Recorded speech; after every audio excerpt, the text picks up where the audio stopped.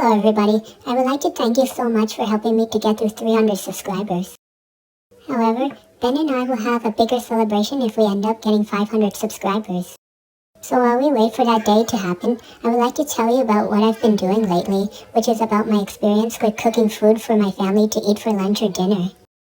I still remember when someone told me this joke about me cooking, but it's something that I won't tell you what it's about because just like how you won't like it if what you're cooking is dirty, it's the same thing with jokes. But once I move to my own house, it would definitely be something that I will be doing instead of eating out all the time. Anyways, I would like to say that as of right now, I know how to stir-fry roasted pork and cook green beans.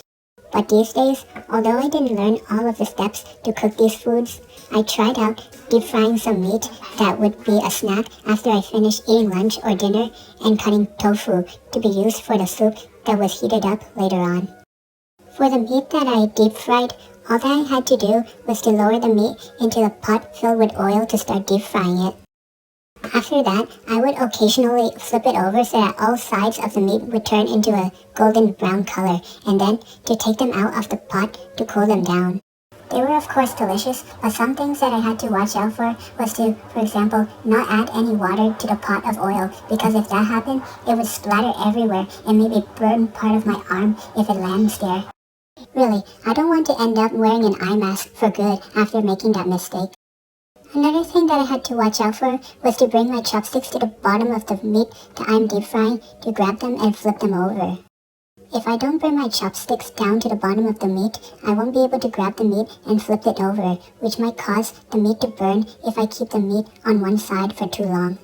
After we enjoyed the deep fried meat, I learned how to cut this big block of tofu so that they would end up as smaller cubes to be used in the next day. It was easy to cut the tofu because it was just as soft as cheese, but although I could use a bread knife to cut it, I had to make sure that my hand was not too close to the knife because I would end up getting a cut if my hand was too close to the knife. That was the reason why I was scared of cooking food when I was younger, but to be honest, it did happen to me once when I was cutting and peeling apple slices for myself. For the end of this video, I just want to say that learning how to cook food is something that I needed to know for me to be independent.